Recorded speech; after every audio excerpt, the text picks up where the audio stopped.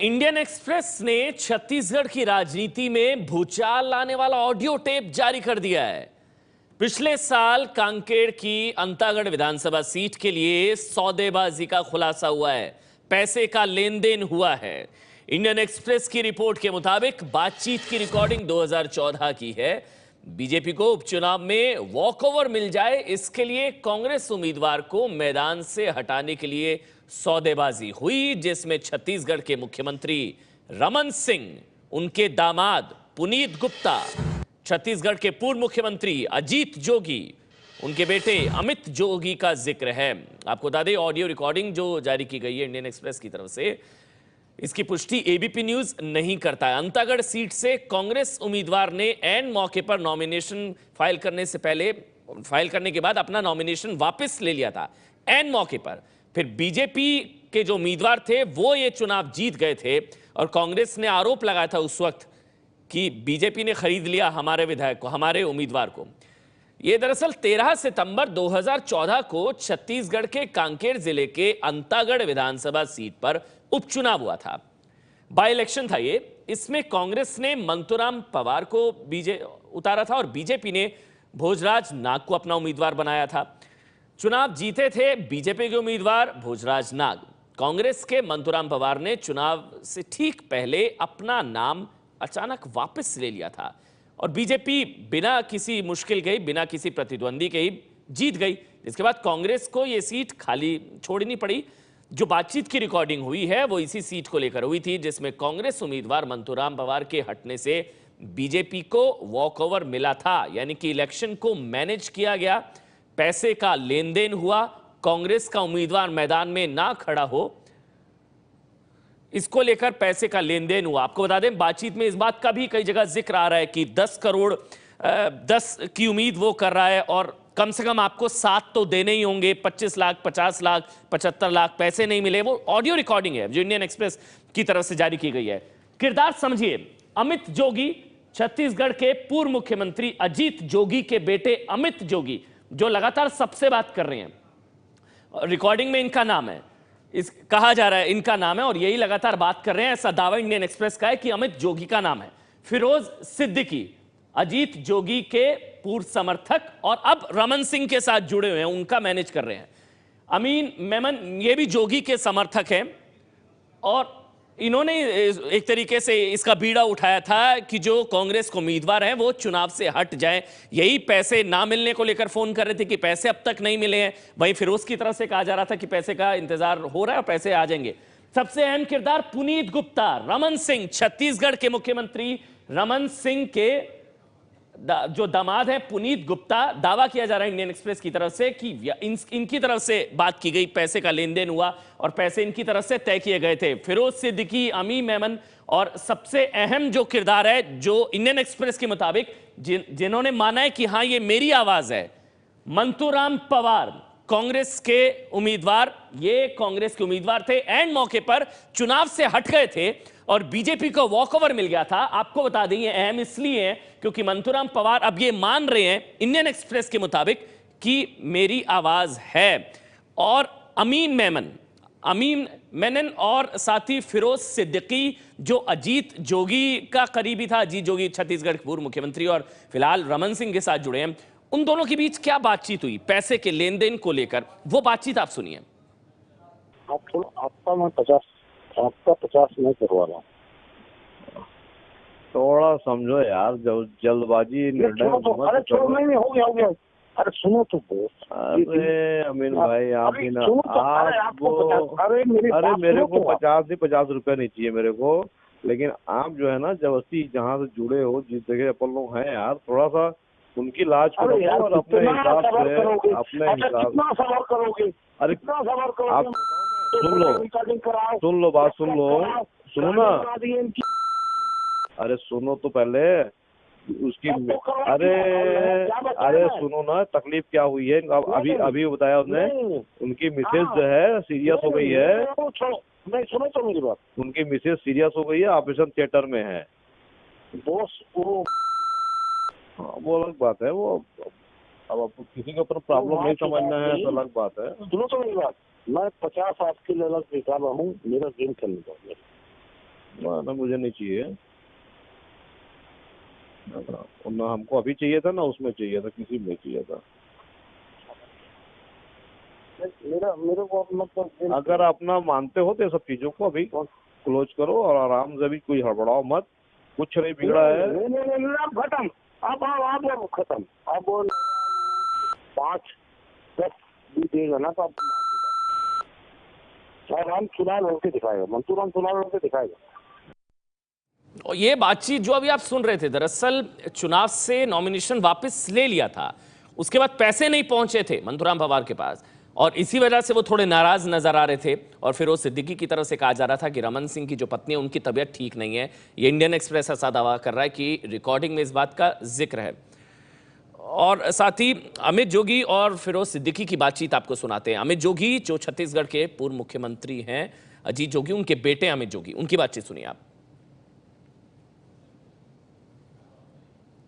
अभी उनके आदमी को बोल दिया हूँ, वहाँ से फोन भी आ गया सीएम हाउस से उसको, और उनको बोला गया राजेश मूणत के बंगले के पास रहो करके।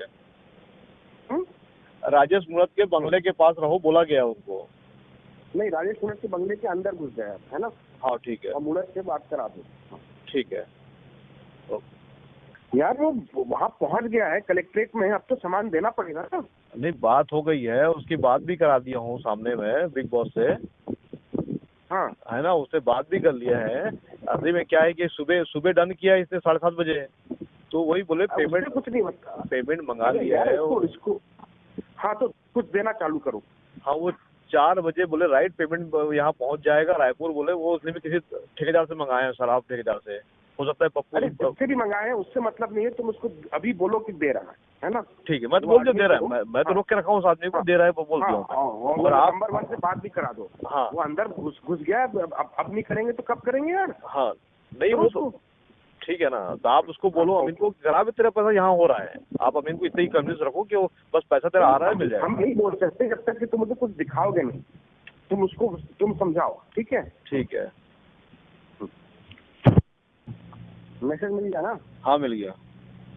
और उसमें देख लो, अमीन को फोन करके तुम अलग से बोल दिया, तेरे को 25 और कर देंगे, 75 हो जाएगा, है ना। ठीक है, अरे बोल जाओ, समझाऊँ, लेकिन अब क्या बोले। नहीं, अभी तुम उसको अलग से फोन करके बोल दो कि तुम अभी इस पे ज्यादा वो मत करो, अभी हम और इन पे दबाव बना रहे हैं, जब समय ले रहे हैं तो अपन लोग अमाउंट भी बढ़ा देते हैं।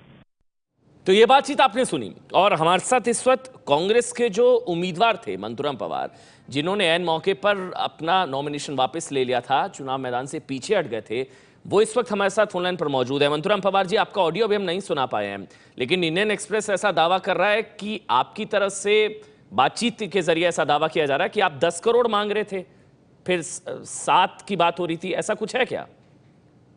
मेरा फोनो अभी मैं सुना, अभी जो ने क्या सुना रहे थे, मैं सुन रहा था, उसमें मेरी कहीं आवाज ही नहीं है।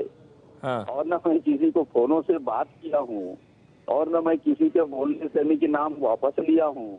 1 साल पहले जब मैं नाम वापस लिया, कि मीडिया के सामने, प्रदेश के सामने मैंने सारी बातों को स्पष्ट कर दिया था। मेरे को क्या है, बदनाम करने के लिए साजिश हो सकता है। मैं तो चुनाव लड़ने वाला ही नहीं था, मैं पहले भी कह चुका हूँ। भूपेश बघेल प्रदेश अध्यक्ष है कांग्रेस का, इनको मैं पहले बोल दिया था मैं चुनाव नहीं लड़ूंगा। अच्छा, क्योंकि आप लोग नीचे से ऊपर तक ग्रुपबाजी है, गुटबाजी है। अभी 2013 में मैं चुनाव लड़ा था, जिसके कारण मैं कि जिला वाले और ब्लॉक वाले मेरे को चुनाव हरवाए कांग्रेस के ही लोगों ने। इस बार प्रदेश स्तर पे मेरे को हरवाने के लिए चालू हो गए हैं, इसलिए मैं चुनाव नहीं लड़ूंगा। और मैं नामांकन चलो आप लोगों के बोलने से भर देता हूँ, बाकी ये कि ऊपर से नीचे के लोगों को एक नहीं करोगे कांग्रेसियों को। अच्छा ठीक है मंतूराम पवार जी, एक काम करते हैं, आपकी कुछ बातचीत हुई है कथित तौर पर फिरोज सिद्दीकी के साथ, वो इंडियन एक्सप्रेस ऐसा दावा कर रहा है कि वो बातचीत में आपकी आवाज है, फिरोज सिद्दीकी की आवाज है। वो एक बार बातचीत की रिकॉर्डिंग हम सुन लेते हैं, 1 मिनट, वो रिकॉर्डिंग हम सुन लेते हैं, फिर मैं आपसे बात करूंगा, आप भी सुन लीजिए वो क्या दावा है और क्या रिकॉर्डिंग है। वही तो बड़ा दुख होता है, आज हमारी चर्चा हो रही थी आज, मैं बोल रहा था इस चीज को कि आपको भूपेश को निपटाना था, भूपेश को निपटाने के लिए आप मंतूराम को उपयोग कर लिए। हाँ, मेरे को मोहरा बना लिए ना, मेरे को बकरा बना दिए भैया। नहीं तो मंतूराम का टिकट नाम वापसी लेता क्या, बताओ कभी? नहीं लेता, मैं जीत के बताता भैया, है ना। इस बार मेरा ऐसा स्थिति था क्योंकि यानी कि विक्रम लोग पूरा सपोर्ट में थे। हाँ, सिर्फ आप सामाजिक जोगी परिवार की जोगी पर इज्जत को लाज रखने के लिए कर दिए, बस उसी के कारण भैया, मात्र यानी कि जोगी साहब के लाज रखने के लिए यानी कि मैं ये सब किया हूँ। वही तो। और उसके बाद बताओ, बड़ा दुख होता है यार कभी कभी। मैं किसको बोलूं भैया, बताओ ना, किसको बोलूं बताइए। नहीं कि 10-10 बार 5-5 बार सबसे नहीं कि आप लोगों से बात हुई, हाँ भाई, उनसे छोटे से बात हुई, बड़े से बात हुई है। हाँ, अब मैं किसको जाऊं, किससे लड़ाई करूं बताओ। और हमारे साथ मंतूराम पवार खुद इस वक्त है। ये आप ही की आवाज है मंतूराम जी? मेरी आवाज बिल्कुल नहीं हो सकता, मेरी आवाज यार अभी कुछ आवाज का आप टेली कर लें। ये गलत है, ये साजिश है। ये आपकी आवाज नहीं है लेने के लिए ये आपकी आवाज नहीं है। इनके बीच बात हुई होगी, पर ये मेरी आवाज नहीं हो सकता। मात्र की बदलाव करने की, मैं तो अपने सुरक्षा को वापस लिया। ये फिरोज में इलेक्शन लड़ रहा था, बच्चा नहीं हूँ कि मंत्री। अच्छा ठीक है, पहले बार इलेक्शन लड़ रहा है। ये फिरोज सिद्दीकी की आवाज है, उनको जानते हैं आप? फिरोज सिद्दीकी से ऐसी कोई बात हुई है आपकी? फिरोज सिद्दीकी के साथ मेरे किसी प्रकार की बात नहीं हुई है। जो इनकी बात है कि किसी से किया भी होगा, वो गलत है, वो मेरी आवाज नहीं है। उनकी आवाज पहचानते हैं आप? ये उनकी आवाज है? मैं कहीं प्रताड़ित होने की होकर वापस भी लिया तो भूपेश बघेल के कारण लिया हूँ। भूपेश बघेल ने मेरे कोने की प्रताड़ित किया, बल्कि वो बात मैं पहले भी मीडिया को बोल चुका हूँ, मैं 1 साल पहले भी बोला हूँ। नहीं, आपकी ऐसी मेरा 1 मिनट मंतूराम जी, 1 मिनट। तुम्हारे पास पैसा नहीं है, तुम्हारे पास पैसा नहीं है चुनाव लड़ने, मंतूराम जी, औकात नहीं है बोले। मंतूराम जी, आप, मेरा तो आरोप है कि भूपेश बघेल के ऊपर आरोप लगा रहा हूँ, वो मेरे को प्रताड़ित किया। आपकी ऐसी कोई बातचीत हुई है फिरोज सिद्दीकी से, हाँ या ना? नहीं है, बिल्कुल मेरे से बात। क्या ये फिरोज सिद्दीकी की आवाज है आपके हिसाब से? मेरी आवाज नहीं है। फिरोज सिद्दीकी कह रहे हैं मेरी आवाज है, ये इंडियन एक्सप्रेस का इसका दावा है। सिद्दीकी का हो सकता है उसकी आवाज, बाकी मेरी आवाज वो नहीं है जो कि मेरे साथ की बात कर रहा है वो। आप इसमें कह रहे हैं कि जीत पूरी तरह से निश्चित है, फिर क्यों आप मैदान से हट गए? अगर ये आपकी आवाज नहीं है तो आप मैदान से क्यों हट गए थे? मैं तो पहले से चुनाव नहीं लड़ रहा था। मैं कांग्रेस के सम्मेलन में कहा था मैं चुनाव नहीं लड़ूंगा, तो फिर क्यों लड़े? लड़ूंगा, फिर नॉमिनेशन क्यों फाइल किया? जितने भी लीडर हैं उनको सबको एक करो तब चुनाव लड़ूंगा, नहीं तो मैं 30 के पहले कभी भी नामांकन वापस लूंगा। ये मैं भूपेश बघेल प्रदेश अध्यक्ष का चेयरमैन है, उसको मैं स्पष्ट कर दिया था।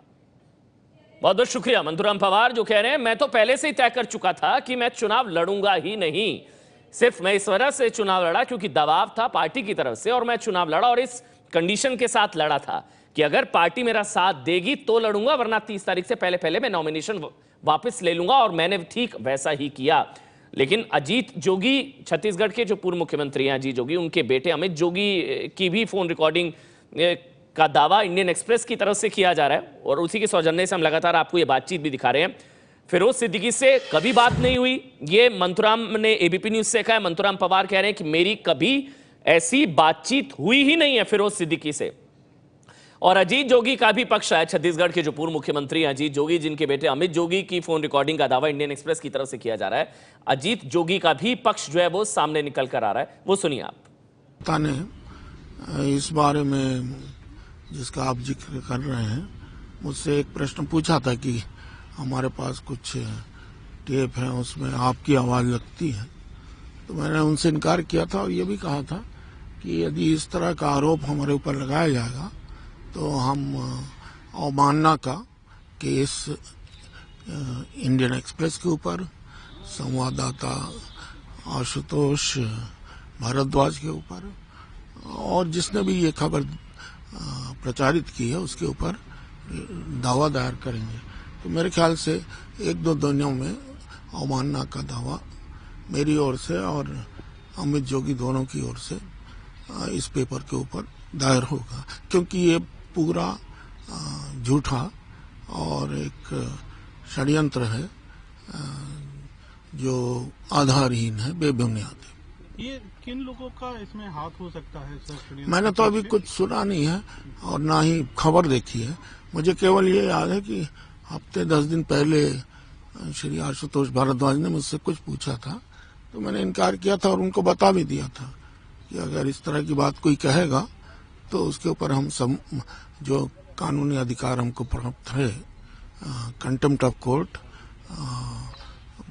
जो फौजदारी होता है वो भी, और दीवानी दोनों दायर करेंगे। तो इस सिलसिले में, इस मामले में क्या कांग्रेस हाईकमान से किसी तरीके की कोई बातचीत हुई है, ये जानकारी नहीं, अभी आपने पहली जानकारी दी है। तो दो लोगों का पक्ष हमने एबीपी न्यूज ने आपको दिखाया। एक तो मंतुराम पवार जो कह रहे मेरी आवाज नहीं है, अजीत जोगी छत्तीसगढ़ के पूर्व मुख्यमंत्री जिनके बेटे अमित जोगी की बातचीत का दावा इंडियन एक्सप्रेस की तरफ से किया जा रहा है, और अब अजीत जोगी भी कह रहे हैं कि मानहानि का केस किया जाएगा इंडियन एक्सप्रेस के खिलाफ, डेफेमेशन सूट वो फाइल करेंगे क्योंकि ये मेरी आवाज है ही नहीं। लेकिन किस तरह से इलेक्शन को मैनेज किया गया इंडियन एक्सप्रेस के मुताबिक, उसमें अहम किरदार सिलसिलेवार तरीके से देखिए। अजीत जोगी के बेटे अमित जोगी, छत्तीसगढ़ के पूर्व मुख्यमंत्री अजीत जोगी, कांग्रेस नेता अमित जोगी की आवाज है जो एक तरीके से इस पूरे इलेक्शन को मैनेज कर रहे हैं। दूसरे बड़े किरदार जो इंडियन एक्सप्रेस का कहना है कि वो मान गए मेरी आवाज है, फिरोज सिद्दीकी, अजीत जोगी के पूर्व समर्थक, फिलहाल रमन सिंह के साथ जुड़े हैं।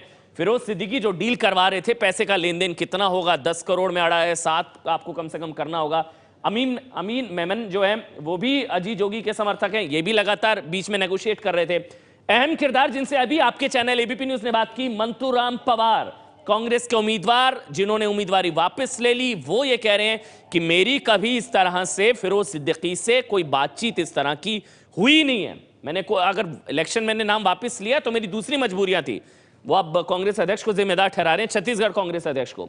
और इसके अलावा अहम किरदार अगर बात की जाए तो इसके अलावा अहम किरदार जो है अजीत जोगी इसके केंद्र में, क्योंकि अजीत जोगी लगातार कह रहे हैं कि वो डेफेमेशन सूट फाइल करेंगे। और एक और सबसे अहम जो है, जो पीछे की तरफ से आ रहे हैं, पुनीत गुप्ता, छत्तीसगढ़ के मुख्यमंत्री रमन सिंह के दामाद पुनीत गुप्ता।